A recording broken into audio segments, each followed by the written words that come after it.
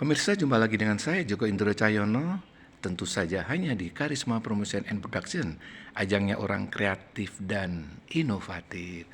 Wow, pemirsa, siang ini saya lagi hunting ya di kantor Pemda DIY ya Pak ya. Ya, Ini ya, saya DIY. langsung ketemu dengan staf ahli Gubernur Provinsi Daerah Istimewa Yogyakarta. Bisa diperkenalkan Pak nama Bapak lengkapnya? Nama saya Kuncoro Cahyo Aji. Gelarnya apa Pak? Gelar lengkapnya adalah Dr. Insinyur Kuncoro Cahyo Aji MSI. Iya. Sementara ini saya di staf ahli gubernur bidang ekonomi pembangunan. Bidang ekonomi pembangunan, ya, ya, ya. Bapak kayaknya enjoy ya di sini. Ya, kita jalani saja semua. Iya, sudah berapa lama Pak di sini? Saya pelantikan sejak 1 November 2023. Oh, masih ini sini berarti.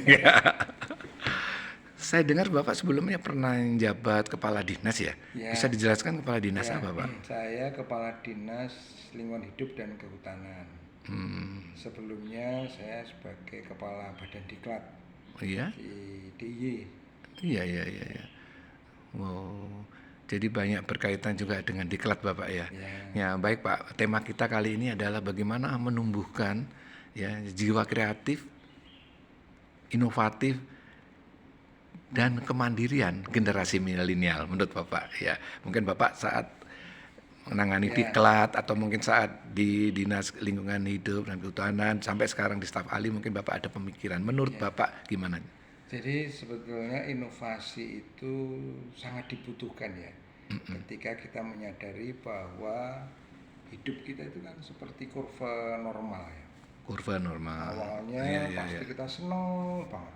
Pada titik tertentu pasti kemudian kejenuhan atau kebosanan itu mulai muncul mulai turun. Pada titik turun inilah sebetulnya inovasi itu sangat dibutuhkan. Betul. Hanya sekarang persoalannya adalah apakah menurunnya kurva itu dirasakan sebagai masalah apa tidak, ini yang harus kita sampaikan kepada banyak orang, terutama generasi milenial, karena ketika sudah memahami, merasakan itu permasalahan, ya mau tidak mau inovasi harus dilakukan.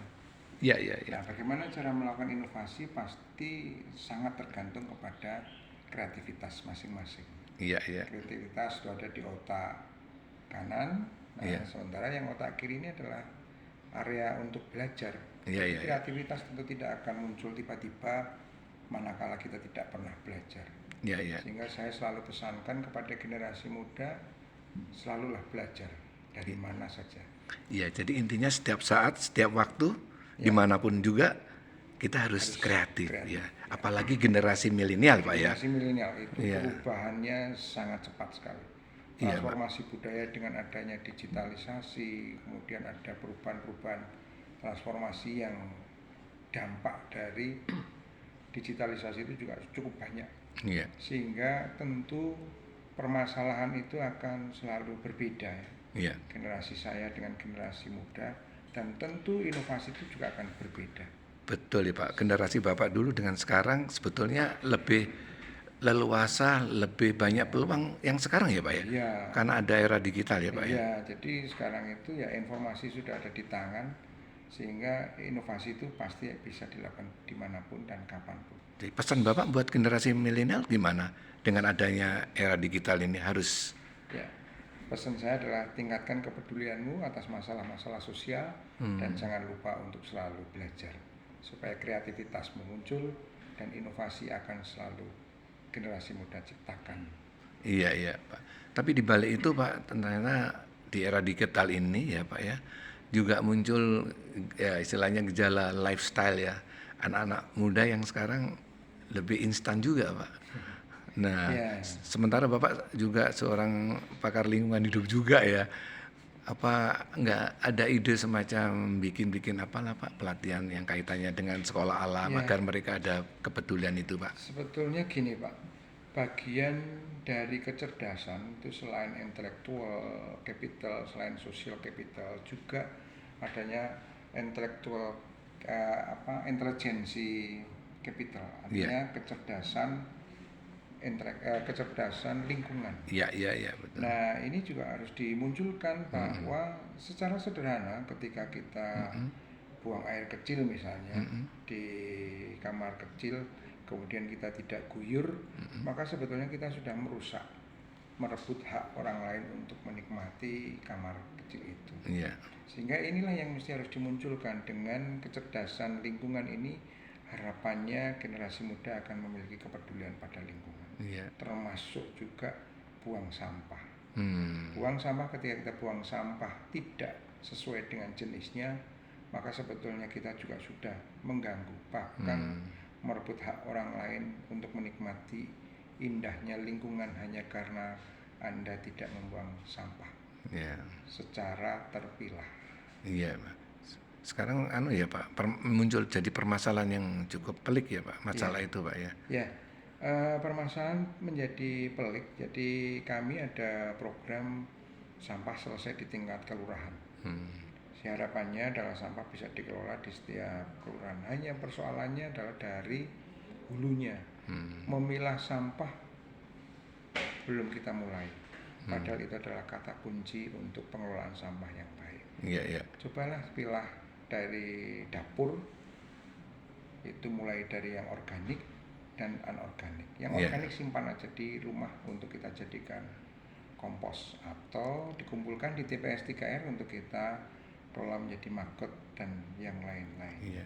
Jadi intinya ini ya Pak ya, jadi generasi milenial ini selain harus kreatif, inovatif di era digital ini, tapi juga harus cinta lingkungan begitu. Iya. Maksud Bapak begitu? Harus cinta lingkungan dengan menambah kecerdasan lingkungan sebagai bagian dari generasi muda milenial.